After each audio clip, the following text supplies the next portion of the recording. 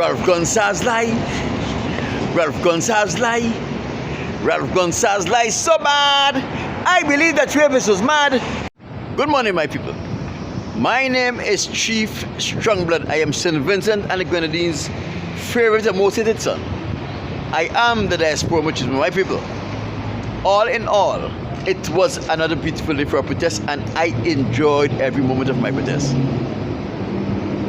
Let me first remind you, the front of my sign says, I don't want the white man's money, the white man's woman, the white man's friendship, and or the white man's fame. And the reverse of my sign says, white man, why have you re-enslaved the African American, the Latinos, etc.? There is nothing particularly interesting that I should bring to your attention as it relates to what transpired while I protested. And as you know, when I have protested, and I brought you an update as to what transpired while I protested, it is always my pleasure and my delight to bring you something of a social nature as it relates to St. Vincent and the Grenadines. My people, for quite a while, I've been hearing some rumbling on social media, and I was trying to find out what that rumbling was all about. I checked the Searchlight newspaper, I checked Eyewitness News, I checked Asbot News. No matter where I checked, I could not find the information I was looking for. I became quite concerned because I know Ralph Gonsalves is paying Richard Ross a lot of money to ensure that I have intranet, not internet. What they do, they determine the information, especially where St. Vincent and the Grenadines is concerned, that I should see. And they always have someone around me to route me away, route my search away from that which I am looking for, that can be incriminating against Ralph Gonsalves. However, a couple of days ago, I saw a post from Zelly Hanaway, and it read as follows: we are spiritual Baptists from S.V.G. Thank God we have lived this day. We are free. I was trying to figure out what she was speaking about, so I left a comment on her post hoping that she will respond, but she did not. Then I saw Marley Neverson Alve left a congratulatory comment on that same post. So I decided to ask Miss Oliver what this post was all about, and she proceeded to explain. And this is what she wrote: our African ancestors was taken from Africa and was brought to the Caribbean, St. Vincent and the Grenadines as slaves. Our ancestors were forced to denounce their culture and their religion and adopt those of our slave masters, which is Catholic, Methodist, Anglican. For years, our ancestors were forced to go into the mountains to have service, away from the slave masters. For many years, Spiritual Baptist was not recognized as a religion in St. Vincent and the Grenadines. 1 year ago, Prime Minister dedicated a holiday for our ancestors to freely practice their religion, and so be it. The day has come where we African Caribbean celebrate our ancestors. It was then I realized what Ralph Gonsalves did not want me to know, that he had been paying Richard Ross to route me away from the information that I needed. Ralph Gonsalves somehow convinced the members or the simpletons in the Shaker Baptist Community in St. Vincent and the Grenadines that he was responsible for liberating them. He was responsible for taking away the law that prevented them from worship the Most High God in spirit and in truth and as their conscience dictates. And this idiot created an unlawful holiday and called it Spiritual Baptist Day. It is a discriminatory holiday and it cannot stand. prior to adult suffrage, the only person who supported the Shaker Baptist in St. Vincent and the Grenadines that had any significant type of power was George McIntosh. Prior to that, they had no support from no one who had power, because everyone who had power disassociated themselves from the Shaker Baptist. Let me tell you the truth as it relates to what happened in St. Vincent and the Grenadines and in the wider Caribbean, as it relates to the members of the Spiritual Baptist Church being able to worship the Most High God in spirit and in truth as their conscience dictates. In 1912, the colonial government of St. Vincent and the Grenadines passed what is called the Shakers Prohibition Ordinances. This ordinance was a piece of law that prohibits the Shaker Baptists from practicing their religion as they did. They couldn't practice it in private, they couldn't practice it in public. If they were caught going to church as a Shaker Baptist, they were arrested, charged, prosecuted, and very often convicted. It was not until 1948, after Robert Milton Cato completed his training and became a barrister, that Mr. Cato was the first person, the first lawyer to represent the Spiritual Baptist in court.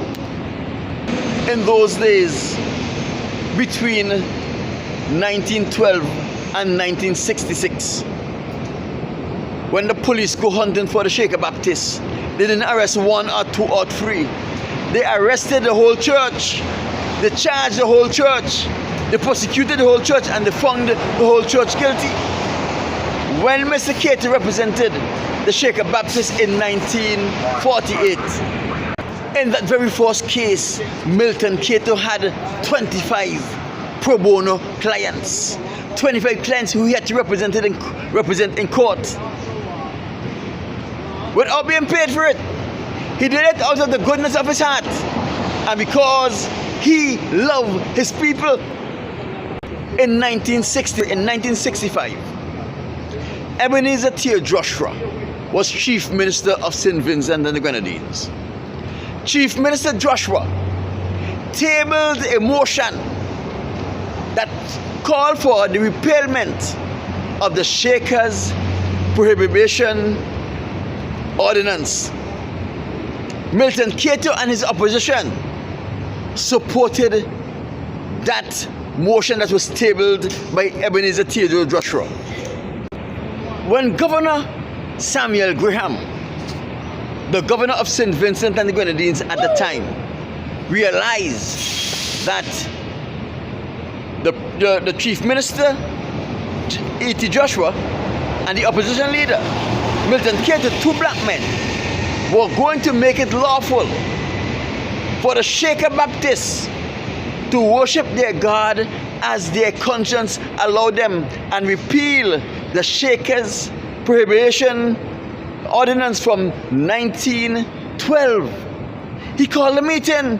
Some of the brightest white minds in St. Vincent and the Grenadines at the time.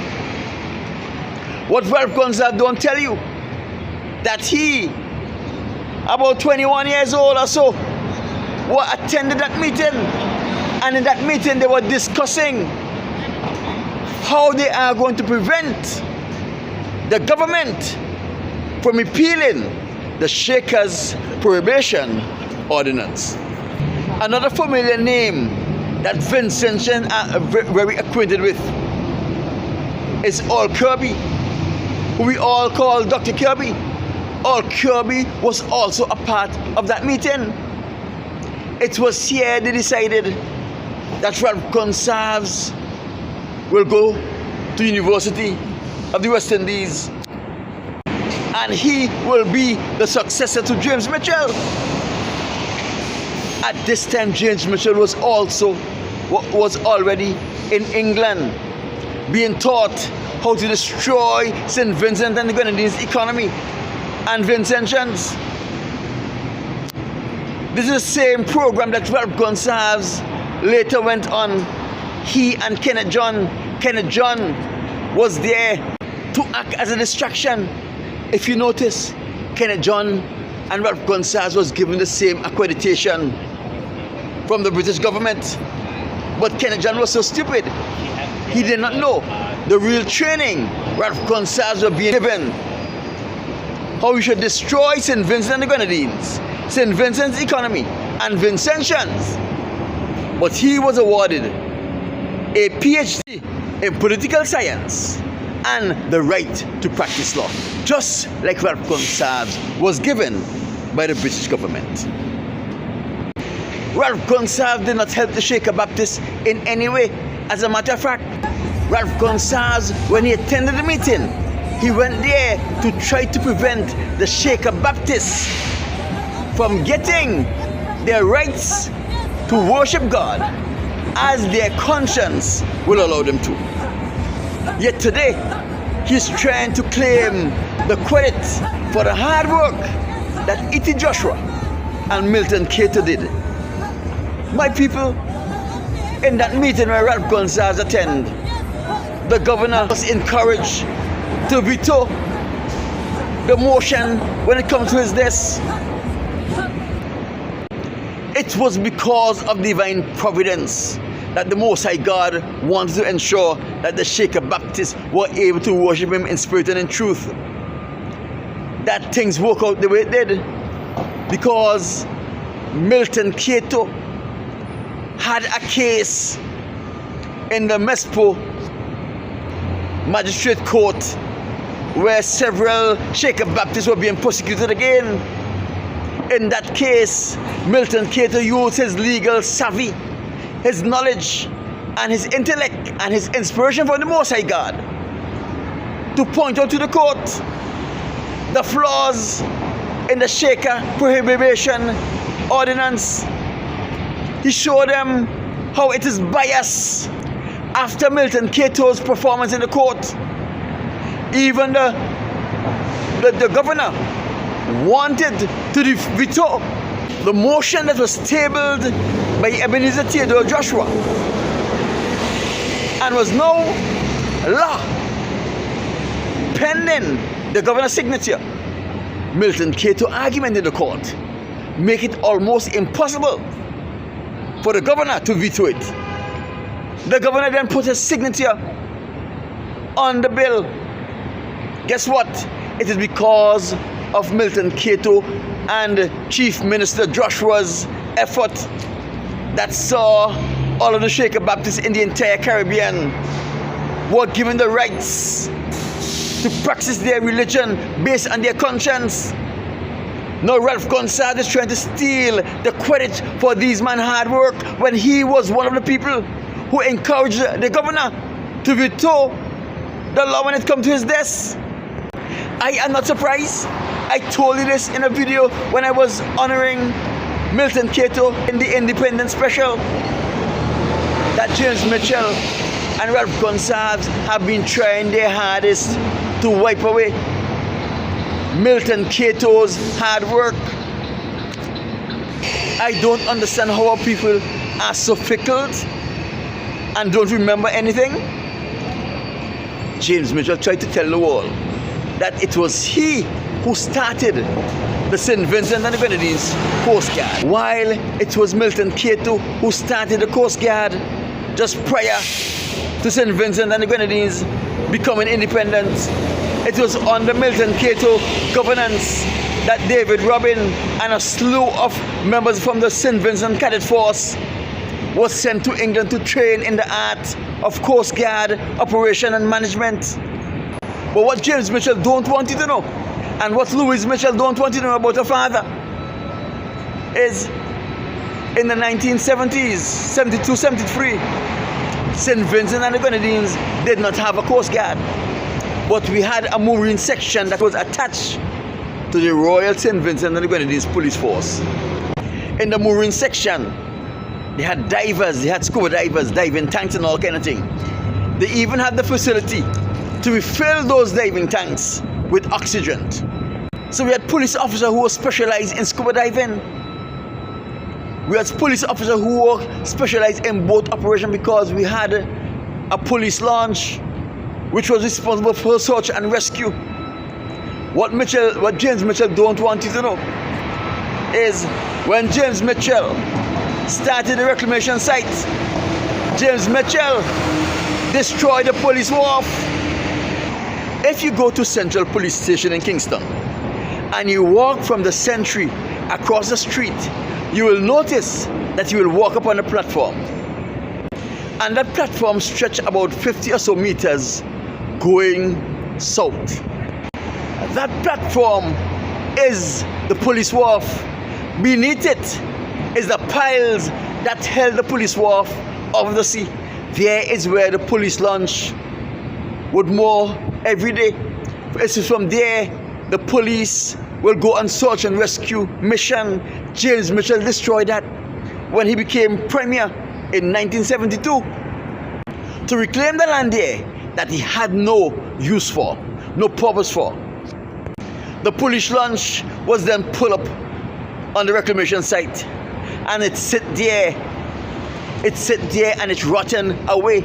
I don't know what happened to all of the diving equipments. I don't know what happened to the men and women who were trained in boat operation and scuba diving that were police officers. I don't know where they were sent to. James Mitchell renamed the Radio St. Vincent and Grenadines to the National Broadcasting Corporation and said that he started the radio station in St. Vincent and the Grenadines. He renamed the Providence Fund to the National Insurance Scheme and said he started insurance in St. Vincent and the Grenadines. All of these things were started by Milton Cato. These lying Caucasians are going around claiming credit for the things they know nothing about, even though they spend their life tearing down and destroying the things of St. Vincent and the Grenadines. When black, strong, intelligent men like E.T. Joshua and Milton Cato developed the things, they want to take credit for it. It was James Mitchell, a man who is specialized in agricultural science, that destroyed the banana industry when he allowed Mr. Cabral of Santacy to import cultured bananas from Africa with no immune system and destroy all of our study bananas that had strong immune system. And now Ralph Gonsalves is trying to claim that he is the one who liberated the Shaker Baptists. He is the one who gave them the rights to worship God freely. Since 1966, the Shaker Baptists were worshiping freely after Chief Minister Joshua and opposition leader Milton Cato did what they have to do on behalf of the Shakers. I want Ralph Gonsalves to come and tell the Shaker Baptists that he's sorry for being a part of the white community that attended the meeting at Government House in St. Vincent and the Grenadines, that told the governor to veto the law that will give the Shaker their freedom to worship God. Ralph Gonsalves, tell them that you were there. Tell them that you also encouraged the governor to do that. You have the entire Caribbean, the entire world who understand what is happening, laughing at our spiritual Baptists because they are simpleton. They refuse to read. They refuse to do the work they need to do on their own behalf. Like this video, share this video, leave a comment on this video. And if you are interested in any video like this, there are many more videos of this nature right here. So just peruse it and enjoy viewing. My name is Chief Stromblad. I am St. Vincent and the Grenadines' favorite and most hated son. I am the diaspora machismo. Ralph Gonsalves lie. Ralph Gonsalves lie. Ralph Gonsalves lie so bad. I believe that Travis was mad.